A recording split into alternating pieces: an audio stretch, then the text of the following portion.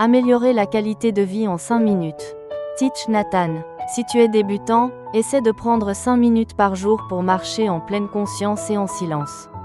Lorsque tu es seul, tu peux pleinement savourer la marche méditative en ralentissant ton rythme. Marche lentement, fais un pas en inspirant, un autre en expirant. Tu découvriras à quel point cette pratique est puissante. En inspirant, fais un pas. De cette manière, à chaque respiration, à chaque pas, tes pensées confuses se calment. Si elles ne se calment pas complètement, alors arrête-toi. Reste simplement là, debout, à respirer consciemment, jusqu'à ce que ces pensées s'apaisent. Tu ressentiras qu'en étant en pleine conscience, ton corps et ton esprit se transforment profondément. Une fois que tu réussis à faire un pas dans cet état, tu peux en faire un deuxième, puis un troisième. Commence par 5 minutes, mais très vite, tu verras que tu apprécies tellement cette pratique que tu voudras la faire plusieurs fois par jour. Les gens sont occupés toute la journée, absorbés dans un tourbillon d'activités. Nous sommes souvent emportés sans pouvoir nous poser dans le moment présent, sans réelle opportunité de vivre pleinement. La pleine conscience nous fait prendre conscience de cela. Et cette prise de conscience, c'est déjà un éveil. Alors commençons par cette prise de conscience.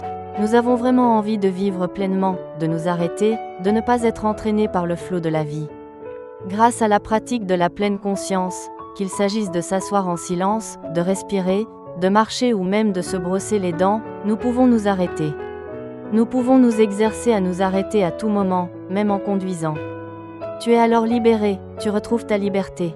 Grâce à cette liberté, à cette libération, la guérison devient possible, la vie devient possible, la joie devient possible.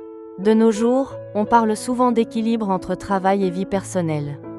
Beaucoup considèrent le travail comme une chose et la vie comme une autre. Mais ce n'est pas forcément le cas.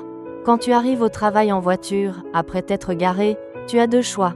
Tu peux marcher jusqu'au bureau avec pleine conscience et joie, ou bien te précipiter tête baissée, perdu dans tes pensées. De toute façon, tu dois marcher cette distance. Mais si tu sais comment marcher, comment rester ancré dans le moment, alors chaque pas peut t'apporter de la joie, du bonheur, te libérer du stress et te reconnecter à la beauté de la vie. Quand tu marches en pleine conscience, tu es entièrement présent à ta marche. Tu es conscient de chaque pas. Tu sais que c'est toi qui marches consciemment, et non pas une force d'habitude qui te pousse. Tu redeviens maître de toi-même, tu fais des choix. Tu marches parce que tu veux marcher, et chaque pas est un pas de liberté. Chaque pas que tu fais avec conscience te permet de toucher à la beauté de l'instant. En t'investissant pleinement dans ta marche, tu n'es plus distrait par des pensées vagabondes. Si ton esprit s'éparpille, tu perds ta marche. Et ne parle pas pendant que tu marches, parler te vole aussi ton pas. Ce type de marche est une source de joie. Rempli de pleine conscience et de concentration, tu es entièrement toi-même, sans te perdre. Tu marches comme le ferait un Bouddha. Si tu perds la pleine conscience, marcher peut devenir une tâche imposée, un travail pénible. Mais avec la pleine conscience, la marche devient vivante. De même, lorsque tu laves la vaisselle après le repas, ton attitude déterminera si c'est une corvée ou un moment de vie véritable. Il y a une manière de laver la vaisselle qui te permet de savourer chaque instant. Quand tu balaies le sol ou prépares le petit déjeuner, si tu sais comment le faire avec pleine conscience. Ce n'est plus du travail, c'est la vie elle-même. Ceux qui séparent la vie du travail ne vivent pas vraiment la plupart du temps.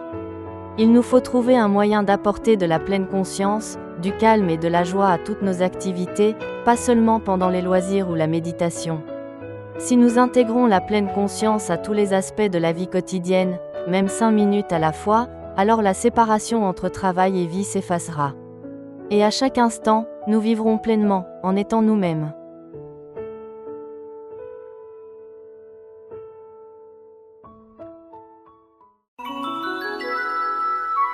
Puissé-je renaître en la terre pure de l'Ouest, dans une fleur de lotus des 9 grades, comme mes parents. Quand la fleur s'épanouira, je verrai le Bouddha et réaliserai l'inconditionné. Je serai accompagné des bodhisattvas qui ne régressent jamais. La terre pure, ou Sukva, est un royaume de félicité décrit dans le bouddhisme Mahina, particulièrement révéré dans les écoles de la terre pure.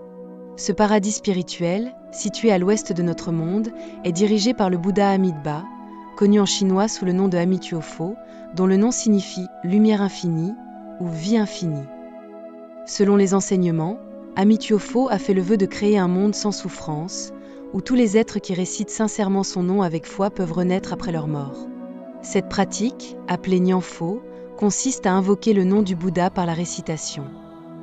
Namo Amityopho, ce qui signifie hommage au Bouddha Amidba.